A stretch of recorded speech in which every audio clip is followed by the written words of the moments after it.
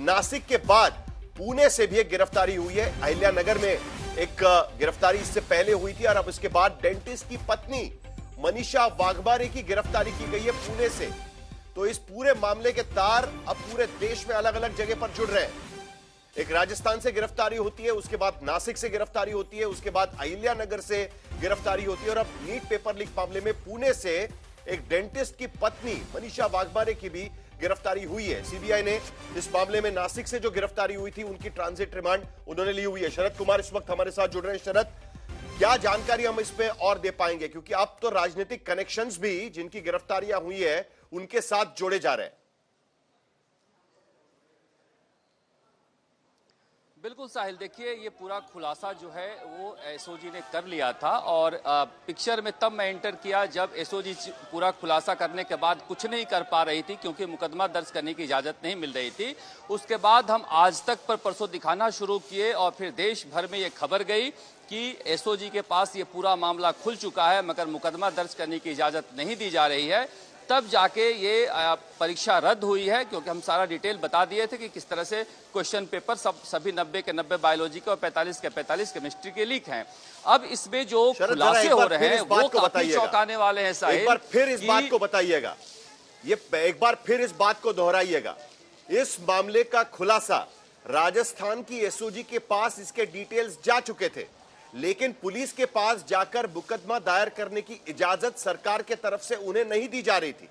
उसके बाद आपने ये खबर आज तक पर चलाई और उसके बाद दबाव में आकर यह मामला दर्ज करने की इजाजत दी गई। सही बात है? एक बार फिर बताइएगा कि ये कैसे, किस तरीके से आखिरकार मामला दर्ज हुआ है, जरा सबको पता चलना चाहिए।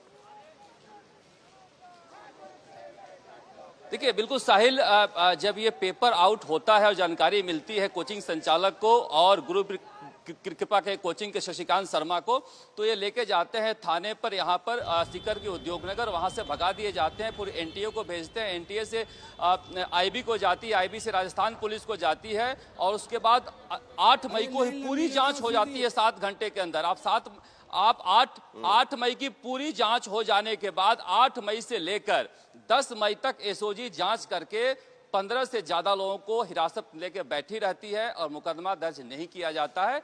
तब आज तक को खबर लगती है और फिर आज तक इस मुहिम को देश भर में चलाता है और तब जाकर मुकदमा दर्ज नहीं हुआ मगर परीक्षा रद्द हुई और फिर ये जांच सीबीआई को दी गई और कल सीबीआई ने मुकदमा दर्ज करके और आज अरेस्ट किया है। अरेस्ट होने के बाद जो कुछ खुलासे सामने आ रहे हैं उसके बाद कहा गया कि ये वजह हो सकती है, क्योंकि देखिए दिनेश जो है, दिनेश की गिरफ्तारी केवल एक सामान्य गिरफ्तारी मत समझिए साहिल, क्योंकि दिनेश की गिरफ्तारी के बाद ये पता चला है कि दिनेश 3 भाई है जो बीजेपी का नेता है। घनश्याम है और मांगी लाल है।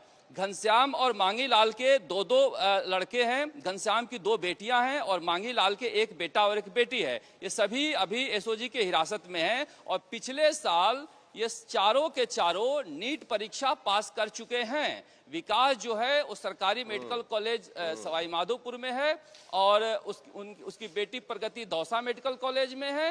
रिया जो है वो एसएमएस मेडिकल कॉलेज में है और सोनिया जो है वो मुंबई मेडिकल कॉलेज में है। इस सारे लोगों से पूछताछ हो रही है कि मांगी लाल और दिनेश क्या पहले नेटवर्क के जानकारी थी, क्योंकि इन्होंने कहा था कि हमें 1 महीने पहले से पता था कि पेपर मिलेगा। अब ये जरा तस्वीरें हम कुछ चला रहे हैं शरद यहाँ पर, ऐसा बताया जा रहा है। और ये जो दिनेश आपके हैं वो जरा लाल सर्कल में यहाँ पर दिनेश भी हम आपको दिखा रहे हैं और दर्शकों को हम दिखा रहे हैं यहाँ पर अलग अलग नेताओं के साथ में दिनेश की तस्वीरें और आपकी रिपोर्ट भी हमने दिखाई। उसमें आपने घर जाकर पूछा, वो कह रहे हैं कि वो तो सत्ताधारी पार्टी के कार्यकर्ता और नेता भी है। जरा इनके बारे में बताइएगा, ये क्या है, दिनेश क्या है, इनकी पहुंच कहां तक है? देखिए दिनेश युवा मोर्चा में था पहले, उसके बाद बीजेपी के स्थानीय जो विधायक है उनका सारा काम ये देखता है और काफी सक्रिय रहा है पार्टी में। बाकी नेताओं के साथ तस्वीरें आने सामान्य सी बात है, मगर दिनेश यहाँ सीकर में, जहां मैं सीकर मौजूद हूँ, सीकर में फ्लैट लेकर रहता था और उसका जो बच्चा था ऋषि, वो इस बार नीट में बैठा था, उसको ये पेपर लेकर देने आया था। वो ऋषि भाग चुका है, ऋषि की खोज कर रही है एसओजी और सीबीआई। और इसी सीएलसी में जब मैं यहाँ आया हूँ, सीएलसी कोचिंग है, पर दिखाऊंगा, कैमरामैन को दिखा दिखा दें। यही बताया जा रहा है कि ये जो पूरा परिवार जो है यही पढ़ा करता था, जिसको यहाँ पर वो नीट का पेपर उसको मिला था। तो निश्चित रूप से हम इनके डायरेक्टर हैं श्रवण चौधरी जी, इनको कई बार हम खबर भेजे हैं उनसे बातचीत करने के लिए, हम सीएलसी में बैठे हुए हैं। मगर ये काफी चौंकाने वाली बात है, अब जो है सीबीआई जांच कर रही है कि पिछले साल भी क्या आउट हुआ था 2025 में, और क्या ये पूरा नेटवर्क देश भर में फैला है। हमारे एसओजी की माने तो 100 से ज्यादा लोग गिरफ्तार हो सकते हैं, और ये नेटवर्क कई सालों से काम कर रहा था। अगर दिनेश को लालच नहीं होता कि मैं 30 लाख में यश यादव से खरीद के आया हूं, वो 30 लाख में पैसे निकाल लूं बेचकर, तो एक खुलासा नहीं होता। बेहद संगठित नेटवर्क से पूरे देश में 15 दिन पहले ये पेपर जा चुका था। वो तो दिनेश को लालच हो गया पैसा कमाने के लिए, इसके बेटा ऋषि जो है वो जगह जगह इसे बेचने लगा, और फिर बेचकर एक व्हाट्सएप ग्रुप की भी बात हो रही है। कोई प्राइवेट माफिया नाम का व्हाट्सएप ग्रुप है जिसमें 400 सदस्य है उस प्राइवेट माफिया ग्रुप के। उसके साथ साथ अब विपक्षी आरोप लगा रहा है कि ये मामला इसीलिए दर्ज नहीं हो रहा था, जो कहानी आपने इससे पहले बताई थी वो इसीलिए नहीं दर्ज हो रहा था क्योंकि राजनीतिक दबाव चल रहा था। क्या यह बात सही है कि राजनीतिक दबाव की वजह से 2024 में भी हमने देखा कि राजस्थान के भीतर ही मामला उजागर होता है, मामला दर्ज होने में समय लगता है, इस बार भी मामला दर्ज होने में समय लग रहा था।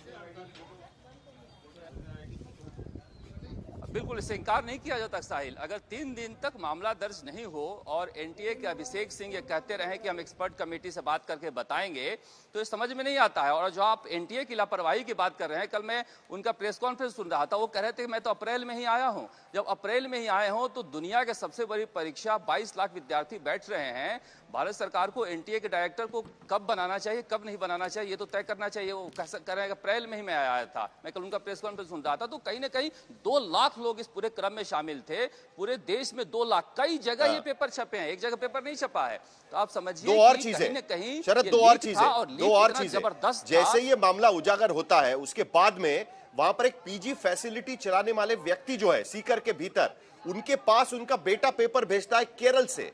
वो वहां पर जो लड़कियां वहां पर रह रही है उनको पेपर देने की कोशिश करते हैं। लेकिन उसके साथ साथ दूसरी खबर भी यहां पर जो आ रही है वो ये आई थी कि किसी कोचिंग सेंटर्स में ये जो गेस पेपर है या अनुमानित पेपर है उसके जरिए स्पेशल स्टूडेंट्स को ट्रेन करने की कोशिश चल रही थी वहां पर। और ये पूरी प्राइवेट जो कोचिंग क्लास इंडस्ट्री है, इंस्टीट्यूट है, हाँ जी जी जी शरद, ये पूरी प्राइवेट कोचिंग क्लास इंस्टीट्यूट है।